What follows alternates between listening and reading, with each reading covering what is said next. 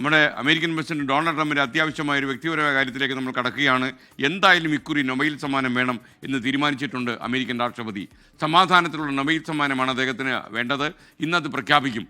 സമാധാനം 8 രാജ്യങ്ങളിൽ യുദ്ധം നിർത്തി പുനഃസ്ഥാപിച്ചു. 8 യുദ്ധങ്ങൾ നിർത്തിയെന്ന് അദ്ദേഹം അവകാശപ്പെടുന്നത് ഈ നൊബേൽ പീസ് പ്രൈസ് കമ്മിറ്റി അനുകൂലിക്കുമോ അതിനോടെന്നുള്ളത് നമുക്കറിയില്ല. എന്തായാലും പ്രഖ്യാപനം ഇന്ന് ഉച്ചയ്ക്ക് 2:30 മണിക്കാണ്. കൂടുതൽ വിവരങ്ങളുമായി ഇന്റർനാഷണൽ ന്യൂസ് ഡെസ്കിൽ നിന്ന് കൃഷ്ണ ചെറിയാൻ തത്സമയം ചേരുകയാണ്. Krishna, good morning again. പറയൂ, നമ്മുടെ അമേരിക്കൻ പ്രസിഡന്റിന്റെ കാര്യങ്ങൾ പറയൂ. വെരി ഗുഡ് മോർണിംഗ് എസ്കെൻ. ഇപ്പോൾ എനിക്ക് തോന്നുന്നു നൊബേൽ പുരസ്കാരത്തിൻ്റെ തന്നെ ചരിത്രത്തിൽ ആദ്യമായിട്ടായിരിക്കും ഒരു വ്യക്തി എനിക്ക് നൊബേൽ പ്രൈസ് കിട്ടണം, എനിക്ക് തന്നെ കിട്ടണം എന്നൊരു വാദവുമായി മുന്നോട്ട് വരുന്നത്. അതിനായി മറ്റ് രാജ്യങ്ങളെ പ്രേരിപ്പിക്കുന്നത് തന്നെ നോമിനേറ്റ് ചെയ്യൂ എന്ന് പ്രേരിപ്പിക്കുന്നത്. എന്ന് തന്നെയായാലും അത്തരത്തിലുള്ള ട്രംപിൻ്റെ സമ്മർദ്ദ ശ്രമങ്ങളും എവിടെയൊക്കെ, അതായത് ജനുവരി 20-ന് ശേഷം എവിടെയൊക്കെ ട്രംപ് അന്താരാഷ്ട്ര തലത്തിൽ കൂടിക്കാഴ്ച നടത്തിയോ ആ ഫോറങ്ങളിലൊക്കെ തന്നെ അദ്ദേഹം 7 യുദ്ധങ്ങൾ അവസാനിപ്പിച്ചതായി അവകാശപ്പെട്ടിരുന്നു. അതിൽ ഇന്ത്യ പാക് യുദ്ധവും ഉൾപ്പെടുന്നുണ്ട്. പാകിസ്ഥാൻ അത് നിരുപാധികം സമ്മതിച്ചു കൊടുത്തെങ്കിലും ഇന്ത്യ അതിന് അനുകൂലമായ പ്രതികരണങ്ങളൊന്നും നടത്തിയിരുന്നില്ല.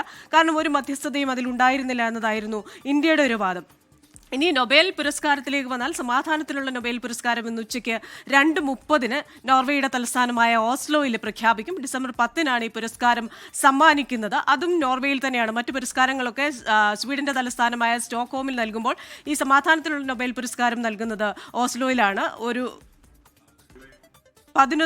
11 മില്യൺ സ്വീഡിഷ് ക്രോണയും ഒരു ഡിപ്ലോമയും അതേപോലെ തന്നെ ഒരു ഡോക്ടർ നോബലിൻ്റെ ചിത്രമുള്ള ഒരു ഫലകവുമാണ് നൊബേൽ പുരസ്കാരമായി, നൊബേൽ സമ്മാനമായി നൽകുക. അപ്പോൾ ഇവിടെ രസകരമായ ഒരു കാര്യം സംഭവിച്ചത് ഇസ്രയേൽ പ്രധാനമന്ത്രി ബെഞ്ചമിൻ നെതന്യാഹു അദ്ദേഹത്തിൻ്റെതായിട്ടുള്ളൊരു AI ഇമേജ് ക്രിയേറ്റ് ചെയ്തിട്ടുണ്ട്.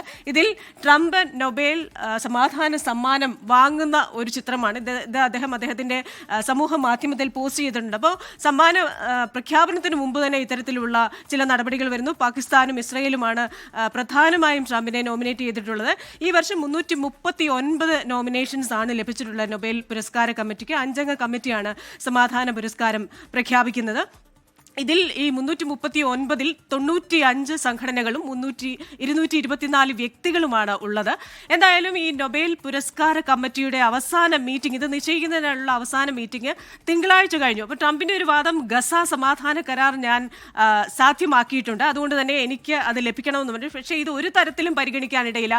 കാരണം തിങ്കളാഴ്ച അത് കഴിഞ്ഞു. മാത്രവുമല്ല 125 വർഷത്തെ നൊബേൽ പുരസ്കാര നിർണയത്തിൽ ആദ്യമായി മാധ്യമപ്രവർത്തകരെ ഈ തിങ്കളാഴ്ച നടന്ന യോഗത്തിൽ പ്രവേശിപ്പിച്ചിരുന്നു എന്നതും ഒരു പ്രത്യേകതയാണ്. അതുപോലെ തന്നെ ജനുവരി 2025 വരെയുള്ള കാര്യങ്ങളായിരിക്കാം പരിഗണിക്കപ്പെടുക. അപ്പോൾ ഈ ട്രംപ് പറയുന്ന ഈജിപ്റ്റ് സംഘർഷം അവസാനിപ്പിച്ചു, അതുപോലെ തന്നെ കൊസോവോയും സെർബിയയും തമ്മിലുള്ള സംഘർഷം അവസാനിപ്പിച്ചു എന്ന് പറയുന്ന ഒരു കാര്യങ്ങളും ഇപ്പോഴൊന്നും റെലവൻ്റ് ആയിട്ടുള്ള ഒരു കാര്യമല്ല. അതുകൊണ്ട് തന്നെ ട്രംപിൻ്റെ സാധ്യത 0 ആണെന്നാണ് AFP അടക്കമുള്ള മാധ്യമങ്ങൾ റിപ്പോർട്ട് ചെയ്യുന്നത്. എന്തായാലും നമ്മളൊക്കെ നോക്കി കാത്തിരിക്കുകയാണ്. Thank you Krishna Cheriyan. ലോകത്തെവിടെയായാലും ഏത് സമയത്തും 24 വാർത്തകളും ഓഗ്മെന്റഡ് റിയാലിറ്റി പാക്കേജുകളും എക്സ്പ്ലെയിനറുകളും വിശദമായി കാണാൻ ഞങ്ങളുടെ YouTube ചാനൽ നിങ്ങൾക്ക് സബ്സ്ക്രൈബ് ചെയ്യാം.